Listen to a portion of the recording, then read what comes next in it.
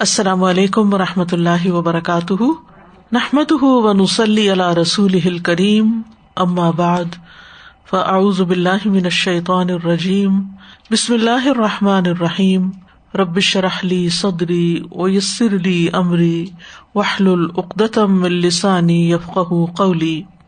ہم جنت اور جہنم کے حالات کے بارے میں پڑھ رہے تھے۔ اللہ سبحانہ وتعالیٰ فرماتے ہیں، کل نفس ذائقۃ الموت وإنما توفون أجوركم يوم القيامة فمن زحزح عن النار وأدخل الجنة فقد فاز وما الحياة الدنيا إلا متاع الغرور۔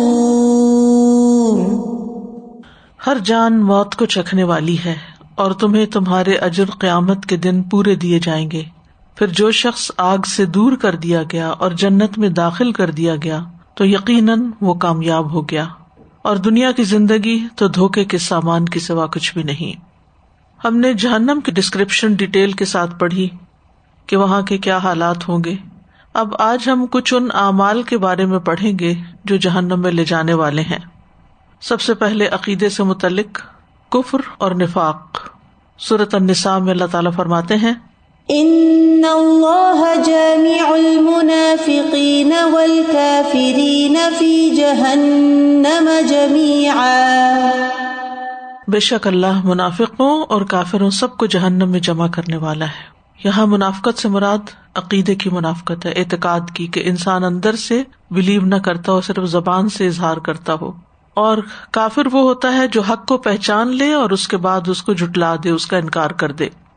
اسی طرح سورۃ النساء کی آیت نمبر 168 میں اللہ تعالیٰ فرماتے ہیں، ان الذین کفروا وظلموا لم یکن اللہ لیغفر لهم ولا لیہدیہم طریقا الا طریق جہنم خالدین فیہا ابدا وکان ذلک علی اللہ یسیرا۔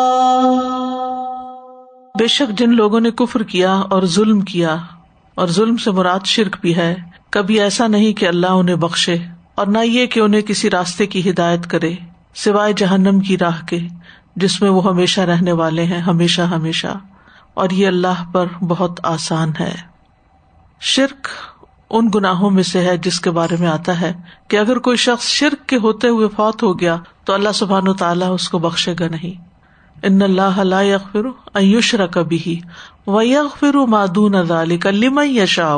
اللہ تعالیٰ کسی ایسے کو نہیں بخشے گا جو شرک کرے، اور جو اس کے علاوہ کے گناہ ہوں گے جس کے لیے وہ چاہے گا بخش دے گا، یعنی توبہ کے ساتھ یا پھر گناہ کرنے کے بعد نیکیاں کرنے کی وجہ سے، یا اپنی رحمت کے ساتھ جیسے وہ چاہے۔ لیکن شرک کے بارے میں اس نے علل اعلان فرما دیا کہ وہ گناہ معاف نہیں ہوگا۔ رسول اللہ صلی اللہ علیہ وسلم نے فرمایا، قیامت کے دن اللہ تعالیٰ آگ کے سب سے ہلکے عذاب میں مبتلا شخص سے پوچھے گا، اے ابن آدم کیسی منزل ہے؟ وہ کہے گا بدترین منزل۔ اسے کہا جائے گا اگر دنیا اور جو کچھ اس میں ہے تو اس کا مالک ہوتا تو کیا اس عذاب سے چھٹکارا پانے کے لیے اسے فدیے میں دے دیتا؟ وہ کہے گا جی ہاں۔ اللہ تعالیٰ فرمائے گا، تو نے جھوٹ کہا، جب تو اپنے باپ کی پشت میں تھا تو میں نے تجھ سے اس سے آسان چیز کا مطالبہ کیا تھا کہ میرے ساتھ کسی کو شریک نہ ٹھہرانا، میں تمہیں آگ سے بچا لوں گا، لیکن تو نے شرک کے سوا ہر بات کا انکار کر دیا، پھر اسے جہنم کی طرف لے جانے کا حکم دیا جائے گا۔ اللہ سبحانہ تعالیٰ نے جب ساری روحوں کو پیدا کیا تھا تو اس وقت ہم سب سے ایک عہد لیا تھا، اور وہ عہد کیا تھا؟ عہد الست، کہ الست بربکم، کہ میں تمہارا رب نہیں ہوں؟ قالوا، تو سب نے کہا تھا بلا، یعنی تو ہی رب ہے۔ لیکن دنیا میں آنے کے بعد اگر انسانوں نے اللہ کے سوا دوسروں کو اپنا معبود بنا لیا تو پھر اس کو اللہ تعالیٰ نہیں معاف کرے گا۔ پھر اللہ تعالیٰ کے بارے میں برے گمان رکھنا، بدگمانی کرنا، ناراضگی کا اظہار کرنا۔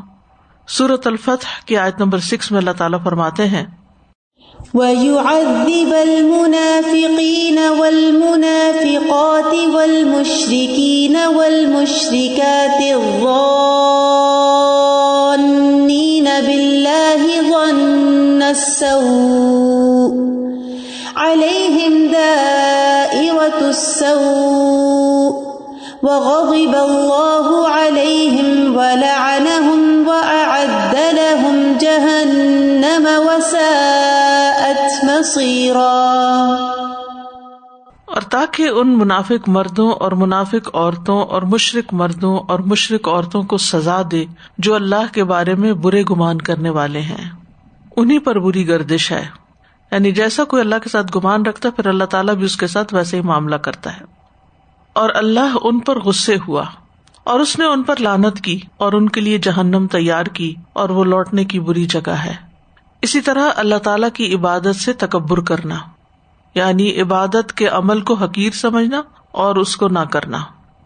سورۃ غافر آیت 60 میں اللہ تعالیٰ فرماتے ہیں وَقَالَ رَبُّكُمُ ادْعُونِي أَسْتَجِبْ لَكُمْ إِنَّ الَّذِينَ يَسْتَكْبِرُونَ عَنْ عِبَادَتِي سَيَدْخُلُونَ جَهَنَّمَ دَاخِرِينَ۔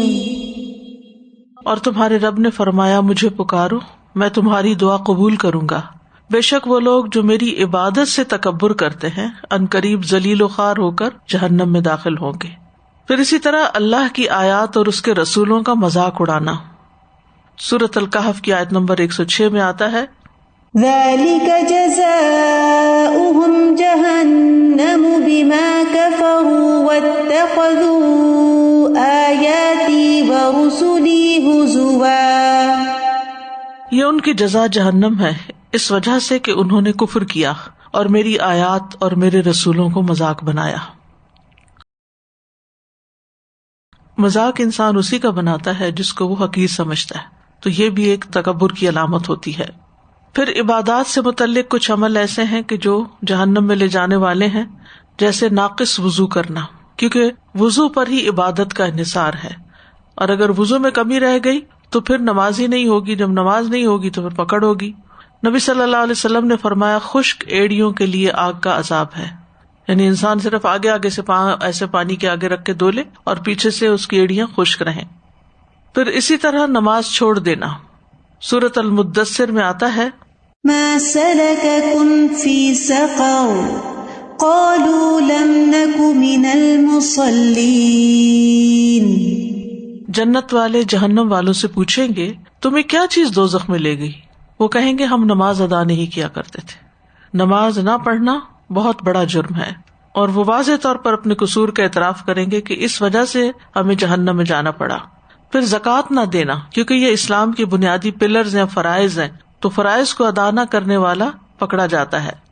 نبی صلی اللہ علیہ وسلم کی بیوی حضرت عائشہ سے مروی ہے، وہ کہتی ہیں ایک دن رسول اللہ صلی اللہ علیہ وسلم میرے پاس تشریف لائے، آپ نے میرے ہاتھوں میں چاندی کی موٹی موٹی انگوٹھیاں دیکھی۔ آپ نے دریافت کیا اے عائشہ یہ کیا ہے؟ میں نے عرض کیا اللہ کے رسول میں نے اس لیے بنوائی ہیں تاکہ آپ کی خاطر زیب و زینت اختیار کروں۔ آپ نے پوچھا کیا تم اس کی زکوٰۃ ادا کرتی ہو؟ میں نے کہا نہیں، یا اسی طرح کی کوئی بات کہی۔ آپ نے فرمایا تمہیں جہنم میں لے جانے کے لیے یہی کافی ہے۔ تو اس سے یہ پتہ چلتا ہے کہ جو پہننے والا زیور ہوتا ہے اس پر بھی زکوٰۃ ہوتی ہے۔ پھر اسی طرح دیگر نافرمانیاں جیسے فسق، یعنی اللہ کی حدود کو پار کر دینا، اللہ کی حدیں توڑنا، جن چیزوں سے اللہ تعالیٰ نے منع کیا ہے ان سے منع نہ ہونا۔ سورۃ السجدہ میں آتا ہے وَأَمَّا الَّذِينَ فَسَقُوا فَمَأْوَاهُمُ النَّارُ كُلَّمَا أَرَادُوا أَن يَخْرُجُوا مِنْهَا أُعِيدُوا فِيهَا وَقِيلَ لَهُمْ ذُوقُوا عَذَابَ النَّارِ الَّذِي كُنتُمْ بِهِ تُكَذِّبُونَ۔ اور رہے وہ لوگ جنہوں نے نافرمانی کی تو ان کا ٹھکانہ آگ ہے، جب کبھی وہ اس سے نکلنے کی کوشش کریں گے تو انہیں اس میں لوٹا دیا جائے گا، ان سے کہا جائے گا کہ یہ وہی ہے جس کو تم جھٹلایا کرتے تھے۔ پھر سرکشی کرنا، سورۃ صاد میں آتا ہے هَذَا وَإِنَّ لِلطَّاغِينَ لَشَرَّ مَآبٍ جَهَنَّمَ يَصْلَوْنَهَا فَبِئْسَ الْمِهَادُ۔ یہ ہے جزا اور بلا شبہ سرکشوں کے لیے یقیناً بدترین ٹھکانہ ہے. سرکشی ہوتا ہے ٹرانسگریشن. جہنم وہ اس میں داخل ہوں گے، سو وہ برا بچھونا ہے. یعنی جو اللہ تعالیٰ کے حکم کے آگے سر نہیں جھکاتے. سر کش کا مطلب ہوتا ہے سر کھینچنا، یعنی اکڑ دکھانا کہ ہم نہیں مانتے، یہ ہماری سمجھ میں نہیں آتا، اس کا کوئی لاجک نہیں بنتا، اور اس پر اعتراض کرنا اور اس پر عمل نہ کرنا.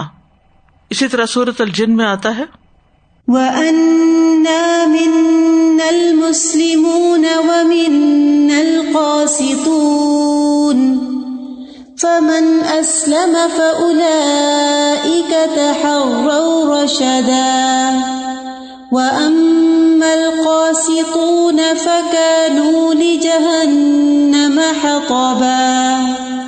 اور یہ کہ بے شک ہم میں سے کچھ فرما بردار ہیں اور ہم میں سے کچھ ظالم ہیں. پھر جو فرما بردار ہو گیا تو وہ وہی ہیں جنہوں نے سیدھے رستے کا ارادہ کیا، اور جو ظالم ہے تو وہ جہنم کا ایندھن ہوں گے.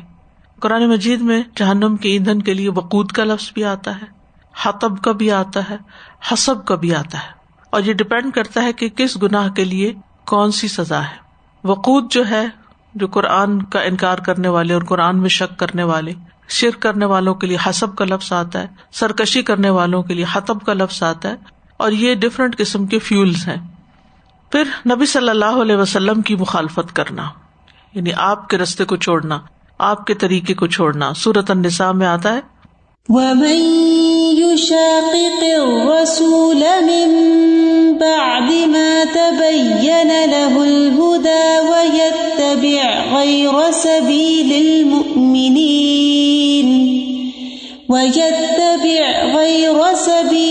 الْمُؤْمِنِينَ نُوَلِّهِ مَا تَوَلَّى وَنُصْلِهِ جَهَنَّمَ وَسَاءَتْ مَصِيرًا. اور جو کوئی رسول کی مخالفت کرے اس کے بعد کہ اس کے لیے ہدایت خوب واضح ہو چکی ہے، یعنی ہر چیز اس نے پڑھ لی، سمجھ لی، جان لی، اور اس کے بعد مخالفت شروع کر دی، اور مومنوں کے راستے کے سوا کسی اور کی پیروی کرے، ہم اسے اسی طرف پھیر دیں گے جس طرف وہ پھرے گا، اور ہم اسے جہنم میں جھونکیں گے، اور وہ بری لوٹنے کی جگہ ہے.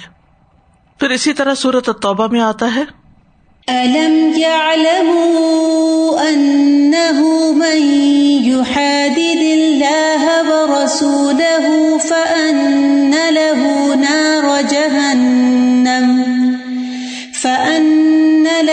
نَارَ جَهَنَّمَ خَالِدًا فِيهَا ذَلِكَ الْخِزْيُ الْعَظِيمُ. کیا انہوں نے نہیں جانا کہ بے شک حقیقت یہ ہے کہ جو کوئی اللہ اور اس کے رسول کا مقابلہ کرے، یعنی ان کی مخالفت کرے، وہ کسی کام کے لیے بلائے اور یہ کوئی اور سوچے، تو بے شک اس کے لیے جہنم کی آگ ہے، اس میں ہمیشہ رہنے والا ہے، یہی بہت بڑی رسوائی ہے، یعنی بے عزتی کی بات بھی ہے. پھر اسی طرح نبی صلی اللہ علیہ وسلم پر جھوٹ باندھنا، یعنی جھوٹی حدیثیں گھڑنا. فرمایا من کذب علی متعمدا فلیتبوأ مقعدہ من النار، جس نے جان بوجھ کر میری طرف کوئی جھوٹی بات منسوب کی اس نے اپنا ٹھکانہ جہنم میں بنا لیا. پھر اسی طرح سنت کو چھوڑ کر بدعات کو اختیار کرنا.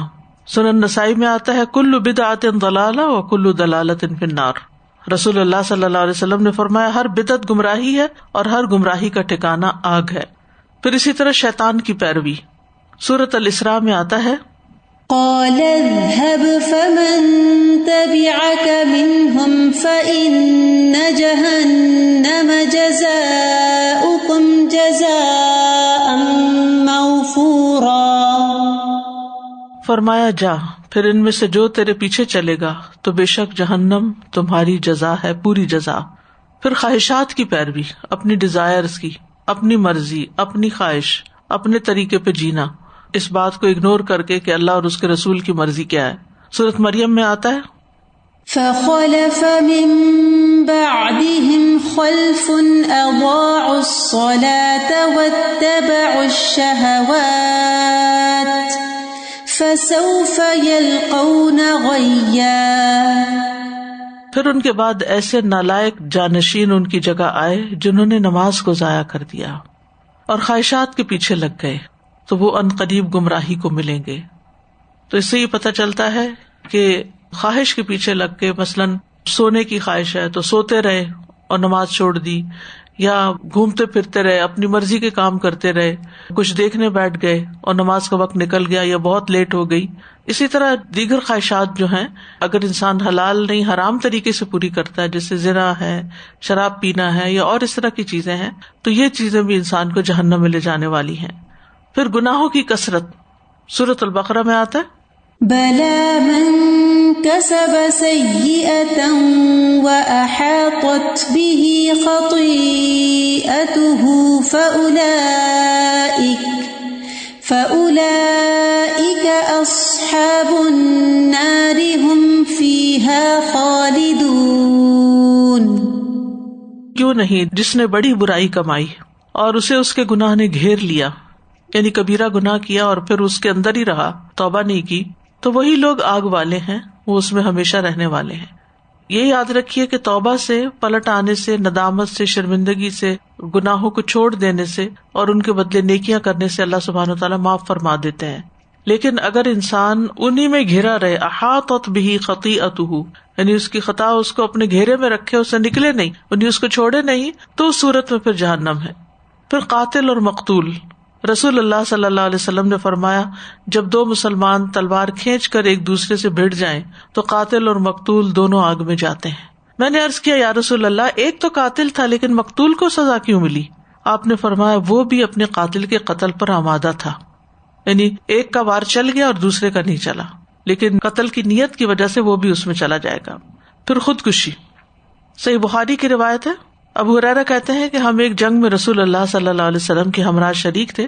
آپ نے ایک شخص کے بارے میں جو اسلام کا دعوے دار تھا فرمایا یہ جہنمی ہے، یعنی اپنے صحابہ کو پہلے سے انفارم کر دیا کہ ہمارے ساتھ تو جا رہا ہے لیکن یہ جہنمی ہے. جب لڑائی شروع ہوئی تو اس نے بہت بے جگری سے جنگ کی، اس دوران وہ زخمی ہو گیا. عرض کیا گیا اللہ کے رسول جس کے متعلق آپ نے جہنمی ہونے کا فرمایا تھا اس نے تو بہت سخت جنگ لڑی ہے اور مر بھی چکا ہے. آپ نے فرمایا وہ دوزخ میں گیا ہے. قریب تھا کہ کچھ لوگ شک و شبہات میں مبتلا ہو جاتے. لوگ اسی حالت میں تھے کہ اچانک آواز آئی، وہ مرا نہیں تھا بلکہ سخت زخمی ہو گیا. جب رات ہوئی تو زخموں کی تاب نہ لا کر خود کو ہلاک کر دیا، یعنی زخموں کی تکلیف ہو رہی تھی. جب نبی صلی اللہ علیہ وسلم کو اس صورت حال سے آگاہی ہوئی تو آپ نے فرمایا اللہ اکبر، میں گواہی دیتا ہوں کہ میں اللہ کا بندہ اور اس کا رسول ہوں. پھر آپ نے بلال رضی اللہ عنہ کو لوگوں میں یہ اعلان کرنے کا حکم دیا کہ جنت میں صرف مسلمان ہی جائیں گے، یعنی منافق اور کفر کرنے والے نہیں. پھر اسی طرح زمین کو چھوتا ہوا لباس پہننا، یعنی تکبر کی وجہ سے ایسا لباس پہننا کہ جو زمین پر لٹک رہا ہو. ابن عمر کہتے ہیں نبی صلی اللہ علیہ وسلم نے انہیں ایک جوڑا دیا جس میں ریشم بھی تھا اور اسامہ رضی اللہ عنہ کو 2 قبطی چادریں دی اور فرمایا کہ اس کا جو حصہ زمین پر لگے گا وہ جہنم میں ہوگا.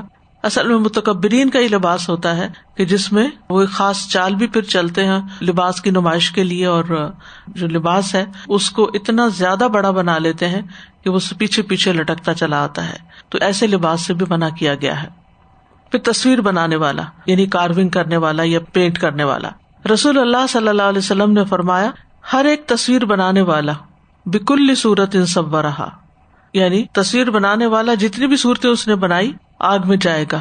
ہر تصویر کے بدلے میں ایک جاندار آدمی بنایا جائے گا جو اسے جہنم میں عذاب دے گا. اور یہ ہینڈ ڈرائنگ کے بارے میں بات ہے. جہاں تک کیمرے کا تعلق ہے تو انسان خود نہیں بناتا، وہ تو صرف ایک عکس محفوظ ہوتا ہے. پھر اخلاقیات سے متعلق تکبر کرنا سورۃ زمر میں آتا ہے أَلَيْسَ فِي جَهَنَّمَ مَثْوًى لِّلْمُتَكَبِّرِينَ، کیا جہنم میں تکبر کرنے والوں کا ٹھکانہ نہیں ہے؟ سورۃ الاحقاف میں آتا ہے فَالْيَوْمَ تُجْزَوْنَ عَذَابَ الْهُونِ بِمَا كُنتُمْ تَسْتَكْبِرُونَ فِي الْأَرْضِ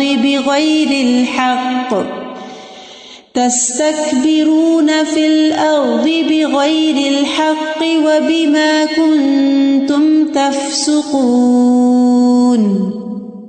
آج تمہیں ذلت کے عذاب کا بدلہ دیا جائے گا اس لیے کہ تم زمین میں کسی حق کے بغیر تکبر کرتے تھے.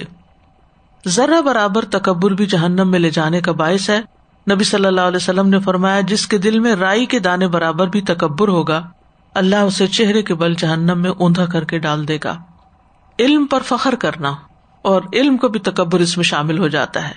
حذیفہ رضی اللہ عنہ فرماتے ہیں میں نے رسول اللہ صلی اللہ علیہ وسلم کو یہ فرماتے ہوئے سنا علم اس لیے حاصل نہ کرو کہ علماء کے سامنے فخر کرو یا جاہلوں سے بحث اور تکرار کرو یا لوگوں کو اپنی طرف مائل کرو، اس لیے کہ جو ایسا کرتا ہے وہ دوزخ میں جائے گا. یعنی علم جو ہے وہ عمل کے لیے ہے، اللہ کی مرضی کے مطابق زندگی بسر کرنے کے لیے یا پھر آگے دوسروں کو سکھانے کے لیے، فخر کرنے کے لیے نہیں کہ مجھے تو اتنا کچھ آتا ہے، یا کسی سے بحث تکرار کرنے کے لیے نہیں کہ اس کو نیچا دکھایا جائے، یا لوگوں کو اپنی طرف متوجہ کرنے اور مائل کرنے کے لیے نہیں کہ لوگ میرے شدائی یا میرے فین بن جائیں. پھر ہے حسب نسب پہ فخر کرنا کہ میں فلاں قبیلے سے ہوں، فلاں خاندان سے ہوں. رسول اللہ صلی اللہ علیہ وسلم کے دور میں 2 آدمیوں نے اپنا نسب نامہ بیان کیا. ان میں سے ایک نے دوسرے سے کہا میں تو فلاں بن فلاں ہوں، تو کون ہے، تیری ماں نہ رہے، یعنی میں تو فلاں فلاں ہوں. تکبر کیا نا ایک طرح سے. تو رسول اللہ صلی اللہ علیہ وسلم نے فرمایا کہ موسیٰ علیہ السلام کے دور میں 2 آدمیوں نے اپنا نسب نامہ بیان کیا. ان میں سے ایک نے دوسرے سے کہا کہ میں تو فلاں بن فلاں ہوں، اور اس نے اپنے آباء و اجداد میں سے 9 افراد کے نام گنوائے کہ وہ بڑے بڑے لوگ تھے، میں ان کی اولاد میں سے ہوں. کہا تو کون ہے، تیری ماں نہ رہے، یعنی اسے حقیر سمجھ کے کہا. اس نے کہا میں فلاں بن اسلام ہوں، میرا تو فلاں باپ اور دادا ہے اور میں تو اسلام کا بیٹا ہوں. یعنی میری پہچان یا آئیڈینٹی ذات، رنگ، نسل نہیں ہے بلکہ اسلام ہے. اللہ تعالیٰ نے موسیٰ علیہ السلام پر ان دونوں کے حوالے سے وحی بھیجی کہ اے 9 آدمیوں کی طرف نسبت کرنے والے، وہ سب جہنم میں ہیں. وہ جن پہ تو بڑا فخر کرتا ہے وہ جہنم میں ہے، اور 10واں تو خود ان کے ساتھ ہوگا. اور اے 2 جنتی آدمیوں کی طرف اپنے آپ کو منسوب کرنے والے، تو جنت میں ان کے ساتھ تیسرا ہوگا. بہت سے لوگ تو شادی کرنے کے معاملے میں اتنا جھگڑا کھڑا کر دیتے ہیں کہ وہ فلاں ہماری برادری سے نہیں ہے اور فلاں کا حسب نسب ٹھیک نہیں ہے. تو سب آدم کی اولاد ہیں، اور یہ تو لوگوں نے خود سے خود تقسیم کر لی، کوئی بڑا بن بیٹھا اور کسی کو چھوٹا کر دیا. پھر اپنے لیے لوگوں کا قیام پسند کرنا کہ لوگ میرے لیے کھڑے ہوں، مجھے ویلکم کریں، میرا استقبال کریں، یا اگر وہ کریں تو اس پر اپنے آپ کو بڑا خوش محسوس کرنا. رسول اللہ صلی اللہ علیہ وسلم نے فرمایا جس شخص کو یہ بات پسند ہو کہ لوگ اس کے سامنے کھڑے ہوں، اسے جہنم میں اپنا ٹھکانہ بنا لینا چاہیے، کیونکہ یہ بھی اندر کی خرابی کی علامت ہے. پھر فحش کلامی، گالیاں دینا، بیہودہ گفتگو کرنا. رسول اللہ صلی اللہ علیہ وسلم نے فرمایا بد کلامی دل کی سختی سے ہے، اور دل کی سختی آگ سے ہے.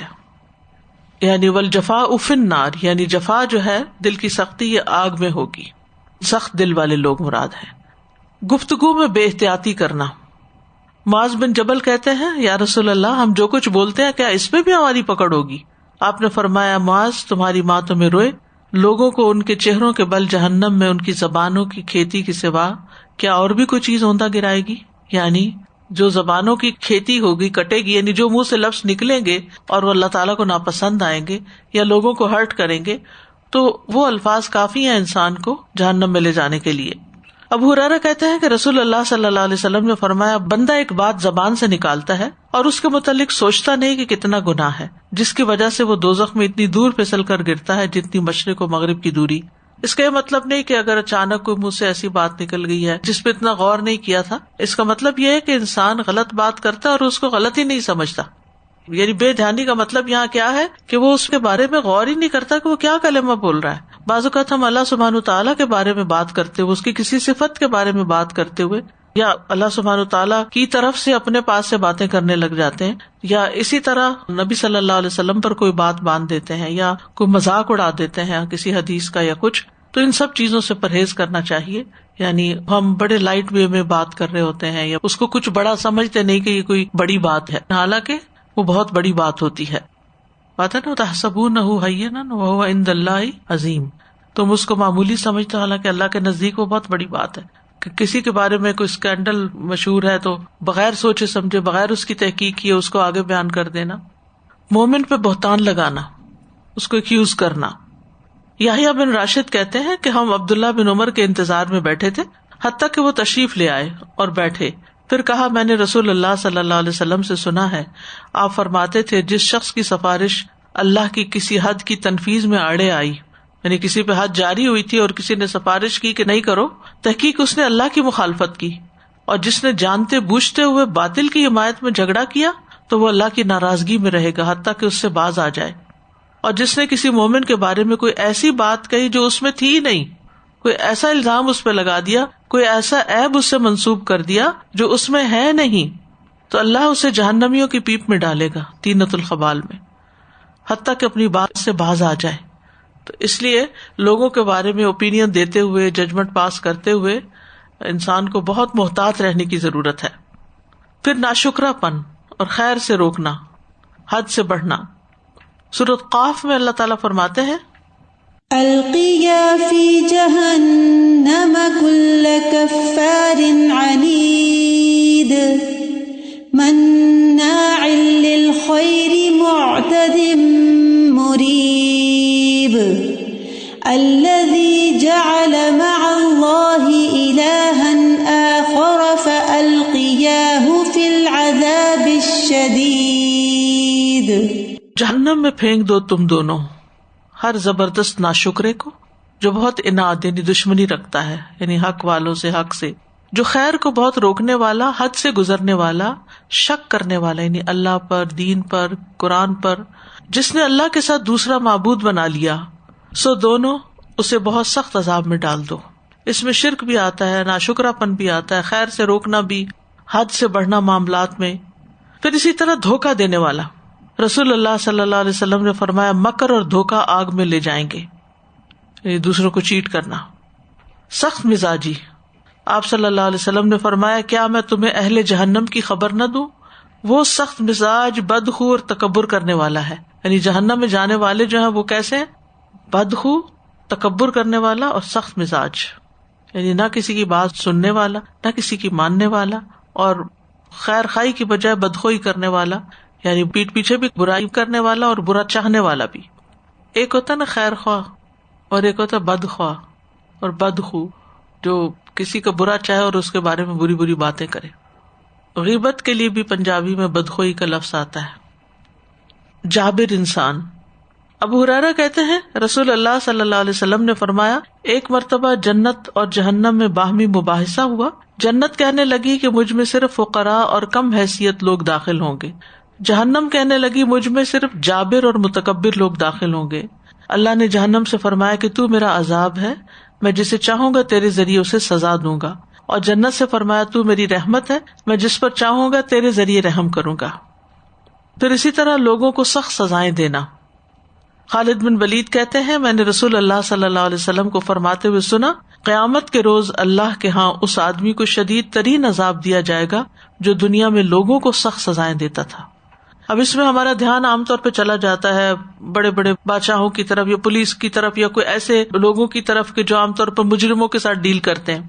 اگر وہ حق کے ساتھ کرتے ہیں تو اس پہ پکڑ نہیں، لیکن اگر وہ زیادتی کرتے ہیں تو پھر پکڑ ہے. لیکن اس کے علاوہ بھی آپ دیکھیں کہ بعض اوقات آپ نے ایسے ویڈیو کلپس دیکھے ہوں گے کہ جس میں کوئی مولوی حضرات جو ہیں وہ بچوں کو اتنا مار رہے ہیں، ظلم کر رہے ہیں. تو یہ بھی اس میں شامل ہو جاتا ہے کہ چھوٹی سی غلطی پر بڑی بڑی سزا دے دینا، گھنٹوں کھڑا کر دینا، دھوپ میں کھڑا کر دینا، کان پکڑوا کے کھڑا کر دینا، یعنی معمولی بات پر بڑی سزا. اچھا پھر ایک یہ ہے کہ ہم دوسروں کی بات کیوں کریں، ہم اپنے اپنے گھروں میں دیکھیں کہ کئی مائیں جو ہیں وہ بچوں کے لیے بہت ظالم ہوتی ہیں. یعنی چھوٹے چھوٹے بچوں کو، معصوم بچوں کو مارتی، پیٹتی، ڈانٹتی، ڈپٹتی، پٹخا کے مارتی، ان کو ذلیل کرتی. تو بچوں کی سیلف اسٹیم بالکل لو ہو جاتی ہے، کانفیڈینس کھو بیٹھتے ہیں اور غمگین ہو جاتے ہیں، ساری زندگی کے لیے دکھی ہو جاتے ہیں. کیونکہ ماں باپ ہی ایسا سہارا ہوتے ہیں کہ جن کے پاس انسان غم لے جاتا ہے اور وہ غموں کو ہلکا کرتے ہیں. اور کہاں یہ کہ ماں باپ ہی ویسے نکل آئیں. اسی طرح بعضوں کا ستیلے والدین جو ہیں ان کے بارے میں کہانیاں مشہور ہیں کہ وہ ظلم کرتے ہیں. لٹرلی کسی نے مجھے بتایا کہ وہ ایک ماں جو تھی وہ سر کے اوپر مارتی تھی بچے کے، اور کھانے کو صحیح نہیں دیتی تھی، اور وہ سخت مزدوری کرواتی اور کام کرواتی. تو کتنی کہانیاں ستیلی ماؤں کی مشہور ہیں. اسی طرح ساس کا بہو پہ ظلم کرنا یا بہو کا وائس ورثہ ساس پہ کرنا کہ بوڑھے ہیں اور خیال نہ رکھنا. تو ظلم جو ہے اس کی کوئی بھی ایسی قسم جس میں لوگوں کو تکلیف پہنچے، بیسیکلی یہاں لوگوں کو اذیت دینے کی بات ہے. تو جو دنیا میں کسی کو تکلیف دے گا قیامت کے دن اس کو بھرے گا. اسی طرح بعض باتیں جو ہوتی ہیں وہ بھی بہت سخت ہو جاتی ہیں. یعنی چھوٹی سی کسی غلطی تو تانے دینا شروع کر دینا، گالیاں دینا شروع کر دینا. تو ان سب چیزوں سے پرہیز کرنے کی ضرورت ہے. پھر اسی طرح لوگوں پہ ظلم کرنے کی ایک اور حدیث ہے صحیح مسلم میں.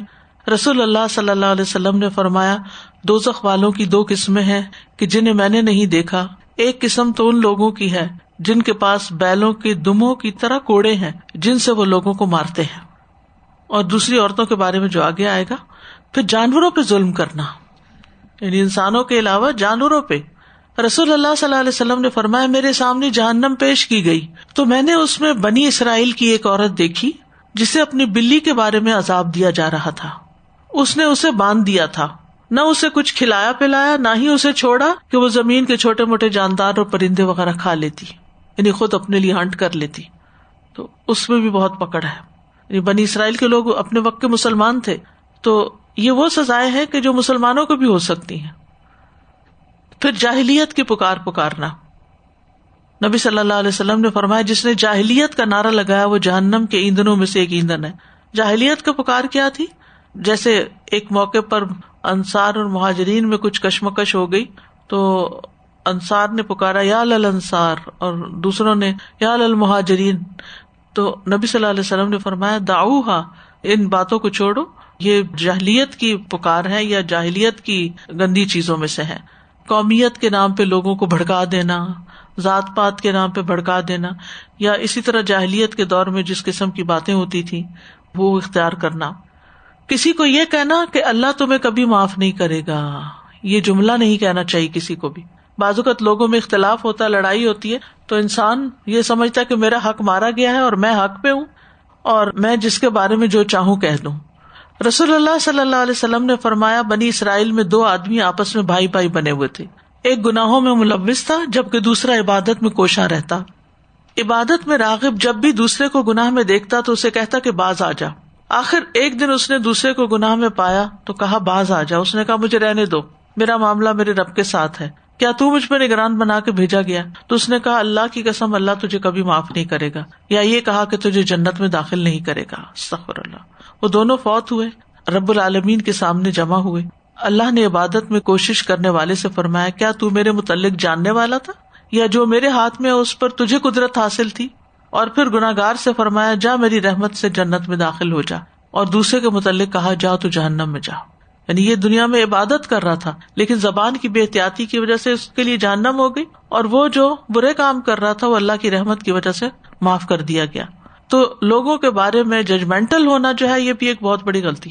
فلاں ایسا ہے، فلاں کا تو یہ انجام ہوگا، یا یہ کہ بعض اوقات مائیں غصے میں آ کر بچوں کو اس قسم کی باتیں کرتی ہیں، ڈوب مرو، تمہارا بیڑا غرق ہو، یا اور اس قسم کے جملے جو بددعاؤں کی شکل میں ہوتے ہیں. تو ان سے بھی پرہیز کرنا چاہیے، کیونکہ اگر وہ اس کا مستحق نہ ہو تو کیا ہوتا ہے، جو بولنے والا ہے وہ پلٹ کے واپس اس پہ آ جاتی ہے بات.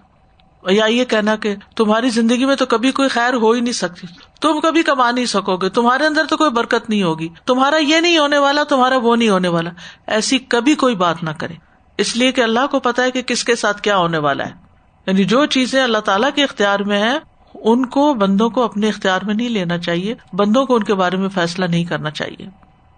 پھر مسلمان بھائی سے ناراض رہنا. رسول اللہ صلی اللہ علیہ وسلم نے فرمایا مسلمان کے لیے 3 دن سے زائد اپنے مسلمان بھائی کو چھوڑنا جائز نہیں. جس نے 3 دن سے زائد چھوڑ دیا اور اسی حالت میں مر گیا تو وہ آگ میں داخل ہوگا. پھر اسی طرح والدین کی خدمت نہ کرنا. ایک مرتبہ ممبر پہ آپ چڑھے اور 3 مرتبہ فرمایا آمین آمین آمین. پھر آپ نے فرمایا میرے پاس جبریل آئے اور فرمایا اے محمد جس نے اپنے والدین میں سے کسی ایک کو پایا پھر اس کی خدمت نہ کی اور فوت ہو گیا تو اس کے لیے جہنم ہے، اللہ تعالیٰ اس کو اپنی رحمت سے دور کر دے. تو کہیے آمین. تو میں نے کہا آمین.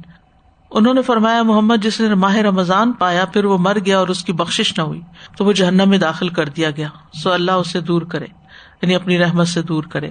آپ کہیے آمین. پس میں نے کہا آمین. انہوں نے فرمایا جس کے پاس میرا ذکر ہو پھر وہ آپ پر درود نہ پڑھے پس وہ جہنم میں داخل ہو گیا، سو اللہ اسے دور کرے، یعنی لعنت کرے اس پر. آپ کہیے آمین. تو میں نے کہا آمین. تو اس میں یہ ہے کہ درود شریف پڑھنے کا بھی اہتمام کرنا چاہیے، خاص طور پر جب آپ صلی اللہ علیہ وسلم کا ذکر آئے. اور دوسرے کے والدین اگر بڑھاپے کی حالت میں پاس ہوں تو ان کا خاص خیال رکھنا چاہیے، اور رمضان کے مہینے کو صحیح طور پر گزارنا چاہیے نیکی کے کام کرتے ہوئے. پھر مالی معاملات سے متعلق باطل طریقوں سے مال کھانا، حرام طریقوں سے. سورۃ النساء میں آتا ہے يا أيها الذين آمنوا لا تأكلوا أموالكم بينكم بالباطل إلا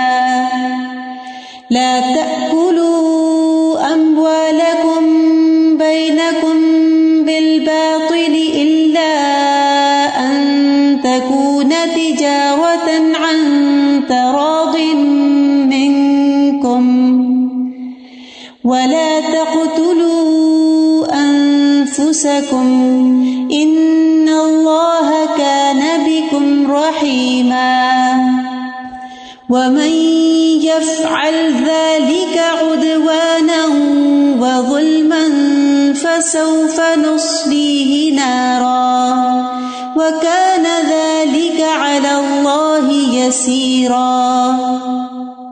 اے لوگو جو ایمان لائے ہو، اپنے مال آپس میں باطل طریقے سے نہ کھاؤ، یعنی ناحق نہ کھاؤ، مگر یہ کہ تمہاری آپس کی رضامندی سے تجارت کی کوئی صورت ہو، اور اپنے آپ کو قتل نہ کرو، بے شک اللہ تم پر ہمیشہ سے مہربان ہے۔ جو زیادتی اور ظلم سے ایسا کرے گا عنقریب ہم اسے آگ میں جھونکیں گے۔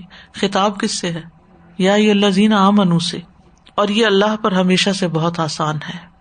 پھر جھوٹی قسمیں کھا کے دوسروں کا حق مارنے والا۔ ابو امامہ کہتے ہیں رسول اللہ صلی اللہ علیہ وسلم نے فرمایا، جس نے اپنی قسم کے ذریعے سے کسی مسلمان کا حق مارا، اللہ نے اس کے لیے آگ واجب کر دی اور اس پر جنت حرام ٹھہرائی۔ ایک شخص نے آپ سے کہا، اگرچہ وہ معمولی سی چیز ہو، اے اللہ کے رسول، آپ نے فرمایا چاہے وہ پیلو کے درخت کی ایک شاخ ہی کیوں نہ ہو۔ تو اس سے یہ پتہ چلتا ہے کہ کسی کا حق مارنا، کسی کی چیز اس کی رضامندی کے بغیر چھین لینا، یہ درست نہیں۔ اور آپ دیکھیں کہ ہمارے معاشرے میں کس قدر اس معاملے میں لاپرواہی برتی جاتی ہے کہ یتیم کے مال پہ قبضہ کر لینا، بیواؤں کے ساتھ زیادتی کرنا، ان کے مالوں پہ قبضہ کر لینا، وراثت کی تقسیم نہ کرنا، اور جس کے ہاتھ جو لگا وہ اسی سے فائدہ اٹھاتا رہے۔ پھر یتیموں کا مال کھانا۔ ان الذين يأكلون اموال اليتامى ظلما انما يأكلون في بطونهم نارا وسيصلون سعيرا۔ بے شک جو لوگ یتیموں کے اموال ظلم سے کھاتے ہیں وہ اپنے پیٹوں میں آگ کے سوا کچھ نہیں کھاتے، اور وہ عنقریب بھڑکتی آگ میں داخل ہوں گے۔ پھر اسی طرح حرام کمائی کرنا۔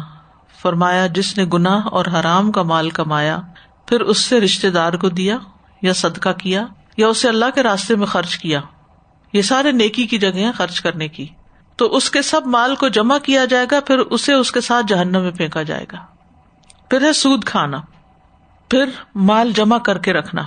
سود کھانے کے بارے میں صحیح بخاری کی وہ روایت ہے جس میں آپ نے 2 لوگوں کو دیکھا جو بیت المقدس میں آپ کو لے گئے، پھر وہاں سے وہ چلے تو خون کی نہر پر آئے، وہاں کنارے پہ ایک شخص کھڑا تھا اور نہر کے بیچ میں ایک شخص تھا، اور پھر جو کنارے پر شخص تھا وہ پتھر لے کے اس کو مارتا تھا، اور جب پوچھا گیا یہ کون ہے تو کہا گیا کہ یہ سود کھانے والا ہے۔ پھر مال جمع کر کر کے رکھنا اور اس میں سے زکوٰۃ وغیرہ ادا نہ کرنا۔ وَيْلٌ لِّكُلِّ هُمَزَةٍ لُّمَزَةٍ الَّذِي جَمَعَ مَالًا وَعَدَّدَ يَحْسَبُ أَنَّ مَالَهُ أَخْلَدَ كَلَّا لَيُنبَذَنَّ فِي الْحُطَمَةِ۔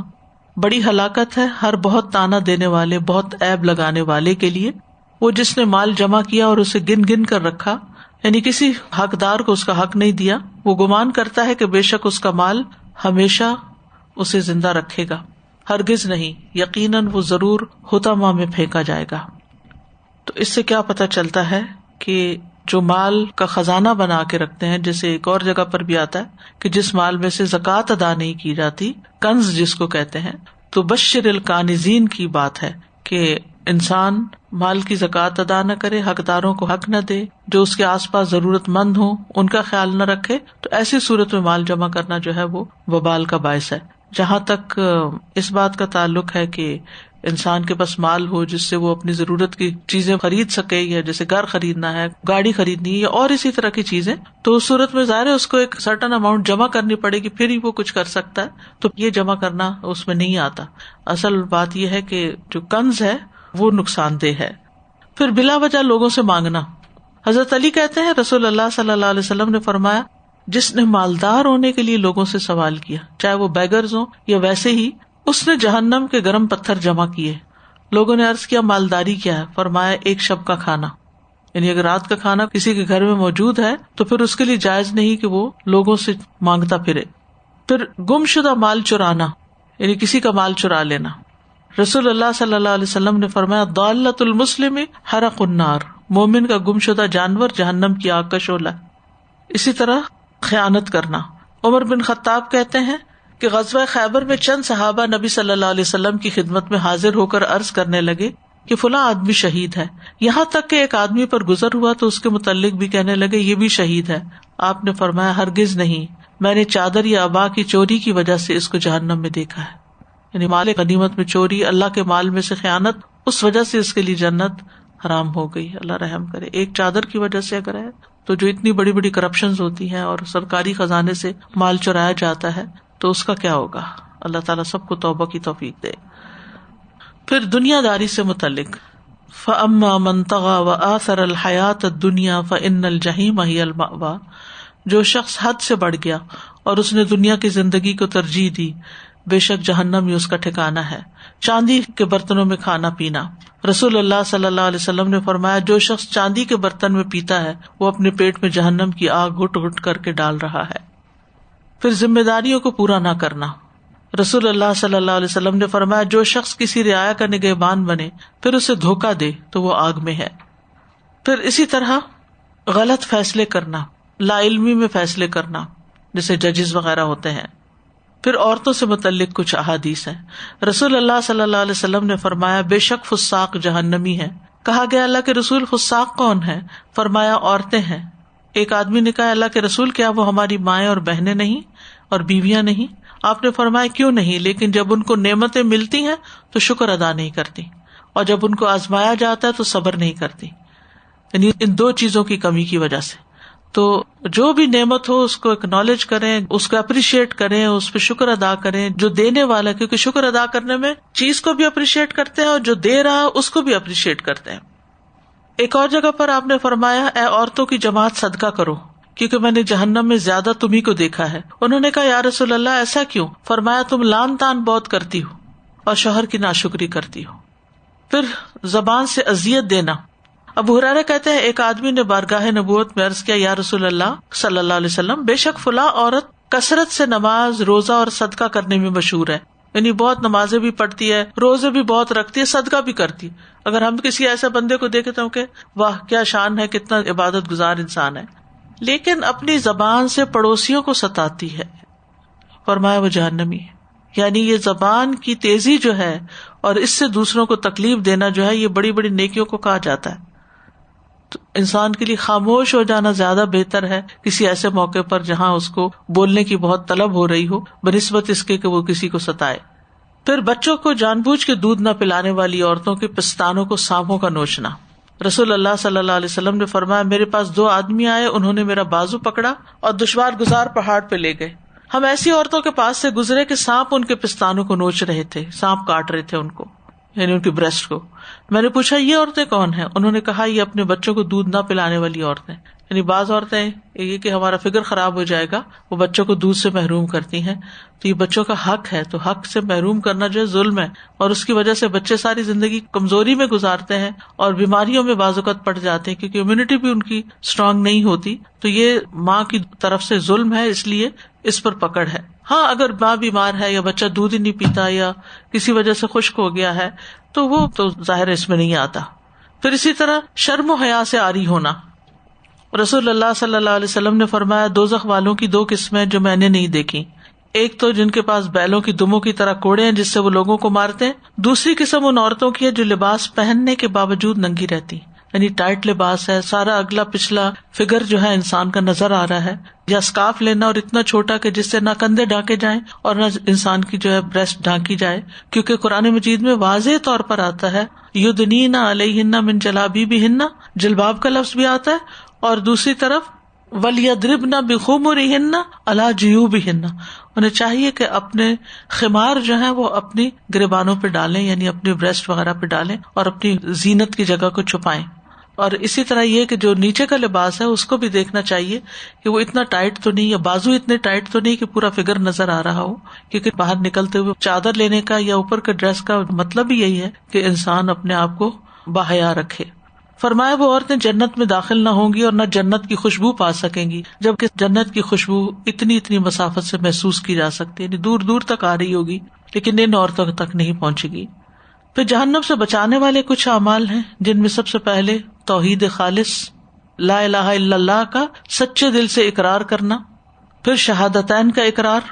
معاذ رضی اللہ عنہ نبی صلی اللہ علیہ وسلم کے پیچھے سواری پر تھے. آپ نے فرمایا, اے معاذ بن جبل. انہوں نے عرض کی, سعادت مندی کے ساتھ حاضر ہوں یا رسول اللہ صلی اللہ علیہ وسلم. آپ نے فرمایا, اے معاذ. انہوں نے عرض کیا, سعادت مندی کے ساتھ حاضر ہوں اللہ کے رسول, اور یہ 3 مرتبہ فرمایا.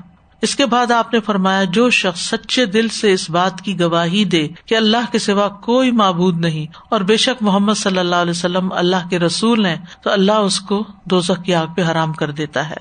پھر نمازوں کی حفاظت، فرمایا وہ آدمی ہرگز آگ میں نہیں جائے گا جس نے سورج نکلنے سے پہلے اور سورج غروب ہونے سے پہلے نماز پڑھی، یعنی فجر اور عصر کی، یعنی خاص طور پر ان نمازوں کی احتیاط۔ اس کا یہ مطلب نہیں باقی چھوڑ سکتا ہے، لیکن یہ نمازیں چونکہ فجر کا وقت نیند کی وجہ سے اور عصر کا وقت اپنے دن بھر کے کاموں کو سمیٹنے کی وجہ سے انسان غافل ہو جاتا ہے اس سے۔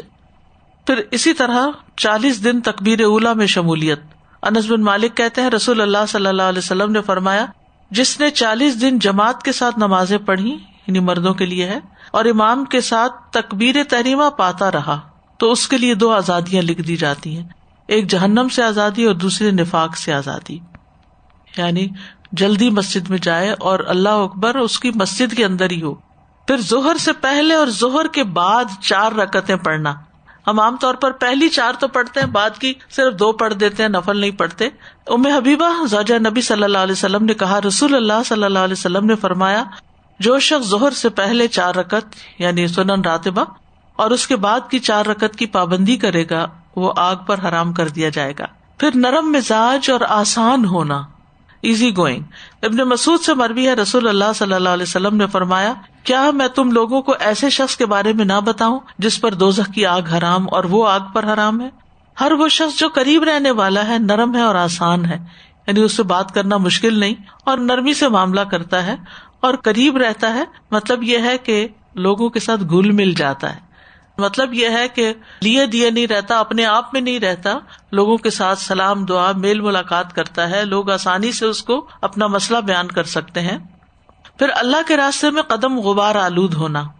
ابایا بن رفاع کہتے ہیں کہ میں جمعہ کے لیے جا رہا تھا، راستے میں ابو ابس رضی اللہ عنہ سے میری ملاقات ہو گئی۔ انہوں نے کہا میں نے رسول اللہ صلی اللہ علیہ وسلم سے سنا کہ جس کے قدم اللہ کی راہ میں غبار آلود ہوئے اللہ اسے جہنم پر حرام کر دے گا، یعنی جو اللہ کے راستے میں نکلا، اللہ کے دین کی تعلیم کے لیے، خدمت کے لیے، جہاد کے لیے، جو بھی یعنی فی سبیل اللہ کام ہے، اور یعنی اس کے پاؤں کو زمین کی مٹی نے چھو لیا، مطلب یہ ہے کہ خوب محنت کی اس نے، تو وہ بھی آگ پہ حرام کر دیا جائے گا۔ پھر جہنم سے پناہ مانگنے کی دعائیں، جہنم سے بچنے کی دعائیں، یہ دعائیں بھی ہم سب کو پڑھنی چاہیے۔ رسول اللہ صلی اللہ علیہ وسلم نے فرمایا اللہ سے جہنم کے عذاب کی پناہ مانگا کرو، یعنی اللہ تعالیٰ سے سوال کیا کرو کہ اللہ تعالیٰ جہنم کی آگ سے بچائے، جسے ہم وقنا عذاب النار دعا کے آخر میں پڑھتے ہیں۔ آپ نے یہ بھی فرمایا کہ جو شخص 3 مرتبہ جہنم سے پناہ مانگ لے، جہنم خود کہتی ہے اللہم اجرہ منی، اے اللہ اس بندے کو مجھ سے بچا لے۔ سورۃ آل عمران میں جہنم سے بچنے کی دعا آتی ہے، آیت نمبر 16 الذین یقولون ربنا اننا آمنا فاغفر لنا ذنوبنا وقنا عذاب النار۔ اے ہمارے رب، بے شک ہم ایمان لے آئے ہیں، لہٰذا ہمارے گناہ بخش دے اور ہمیں آگ کے عذاب سے بچا لے۔ سورۃ الفرقان میں آتا ہے والذین یقولون ربنا اصرف عنا عذاب جہنم ان عذابها كان غراما انها ساءت مستقرا ومقاما۔ اے ہمارے رب، جہنم کے عذاب سے ہمیں بچائے رکھنا کیونکہ اس کا عذاب ٹلنے والا نہیں، بے شک وہ بری ٹھہرنے کی جگہ اور اقامت کی جگہ ہے۔ سورۃ آل عمران 192 میں آتا ہے ربنا انك من تدخل النار فقد اخزيته وما للظالمين من انصار۔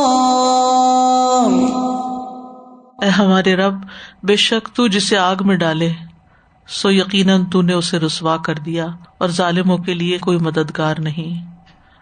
آل عمران 191 میں آتا ہے الذين يذكرون الله قياما وقعودا وعلى جنوبهم ويتفكرون في خلق السماوات والأرض ربنا ما خلقت هذا باطلا سبحانك فقنا عذاب النار۔ اے ہمارے رب، تو نے یہ بے مقصد پیدا نہیں کیا، تو پاک ہے، سو ہمیں آگ کے عذاب سے بچا لے، آمین۔ اسی طرح حدیث میں بھی دعا آتی ہے، اللہم انی اعوذ بک من الکسل والحرم والمأثم والمغرم ومن فتنة القبر وعذاب القبر ومن فتنة النار وعذاب النار۔ اے اللہ، بے شک میں تیری پناہ مانگتا ہوں سستی سے، بہت زیادہ بڑھاپے سے، گناہ سے، قرض سے، اور قبر کی آزمائش سے، اور قبر کے عذاب سے، اور آگ کی آزمائش سے، اور آگ کے عذاب سے۔ کتنی زبردست دعا ہے یہ، صحیح بخاری کی ہے۔ اللہ ہم سب کو ان چیزوں سے محفوظ رکھے۔ پھر تشہد میں جہنم سے پناہ مانگنے کا حکم ہے۔ ابو ہریرہ رضی اللہ عنہ سے روایت ہے کہ رسول اللہ صلی اللہ علیہ وسلم نے فرمایا، جب تم میں سے کوئی تشہد پڑھے تو وہ اللہ سے 4 چیزوں کی پناہ مانگے۔ جہاں ہم رب جلنی والی دعا پڑھتے ہیں نا، اس جگہ اللہم انی اعوذ بک من عذاب جہنم ومن عذاب القبر ومن فتنة المحیا والممات ومن شر فتنة المسیح الدجال۔ اے اللہ، میں تجھ سے جہنم کے عذاب اور قبر کے عذاب اور زندگی اور موت کے فتنے اور مسیح دجال کے فتنے کے شر سے پناہ مانگتا ہوں۔ یہ صحیح مسلم کی روایت ہے۔ رات کو سوتے وقت کی جو دعا ہے اس میں بھی جہنم سے پناہ مانگی گئی ہے۔ الحمدللہ الذی کفانی و آوانی و اطعمنی و سقانی والذی من علی و افضل والذی آتانی فاجزل الحمدللہ علی کل حال اللہم رب کل شیء و ملیک کل شیء و الہ کل شیء ولک کل شیء اعوذ بک من النار۔ اس اللہ کا شکر جس نے میری کفایت کی، مجھے ٹھکانہ دیا، مجھے کھلایا پلایا، وہ ذات جس نے مجھ پر مہربانی کی اور احسان فرمایا، اور وہ ذات جس نے مجھے دیا اور خوب دیا، ہر حال ہی میں اللہ کا شکر۔ اے اللہ، ہر چیز کے رب اور ہر چیز کے مالک اور ہر چیز کے معبود، ہر چیز تیری ہی ملکیت میں ہے، میں آگ سے تیری پناہ مانگتا ہوں۔ رسول اللہ صلی اللہ علیہ وسلم نے فرمایا، جس آدمی نے بستر پر لیٹ کر یہ دعا پڑھی، یہ سونے کی دعاؤں میں سے ہے، ایپ بھی ہے سونے جاگنے کے اذکار، اس میں آپ دیکھ سکتے ہیں۔ الحمدللہ الذی کفانی و آوانی، الحمدللہ الذی اطعمنی و سقانی، الحمدللہ الذی من علی فافضل، اللہم انی اسألک بعزتک ان تنجینی من النار۔ ساری تعریف اس اللہ کے لیے ہے جس نے میری کفایت کی اور مجھے ٹھکانہ دیا۔ ساری تعریف اس اللہ کے لیے جس نے مجھے کھلایا اور پلایا۔ ساری تعریف اس اللہ کے لیے جس نے مجھ پر مہربانی کی اور احسان کیا۔ اے اللہ، میں تجھ سے تیری عزت کے واسطے سے سوال کرتا ہوں کہ تو مجھے آگ سے نجات دے۔ تو اس نے تمام مخلوقات کی بیان کردہ اللہ کی تعریفات کہہ ڈالی، یعنی ایسا ہی ہے جیسے ساری مخلوق اللہ کی تعریف کر رہی ہے، اس کے برابر اس نے اللہ کی تعریف کر دی۔ تو یہاں ہمارا یہ باب ختم ہوا۔ سادہ بس اسی دعا کے حوالے سے میں بات کری تھی کہ جو بھی آپ نے ابھی دعا پڑھی آخری، کہ جب لیٹ کے پڑھتے ہیں تو ایسا لگتا ہے کہ سارا دن میں اگر ادھر ادھر انسان کا فوکس نہیں ہوتا ہے، چیزوں کے شکر ادا کرنے میں کرتے رہتے ہیں، لیکن جو رات کو وہ ایک ساری چیزوں کو جمع کر کے کہ اینڈ میں بالکل سوتے وقت ایک ریمائنڈر کہ اللہ تعالیٰ کہ سب کچھ تو نے دیا، اور پھر ان دنیا کی چیزوں کے ساتھ آگ کے عذاب سے بچانا۔ اصل تو یہی ہے نا ہمارا کہ ہم اس کو مانگیں، لیکن ساتھ میں مٹیریل چیزیں جو دی اس کا کتنا شکر تھا۔ بہت اچھی دعا ہے۔ اور الحمدللہ اب یہ ایپ میں ہے اور موبائل پہ آپ لیٹ کے بھی پڑھ سکتے ہیں۔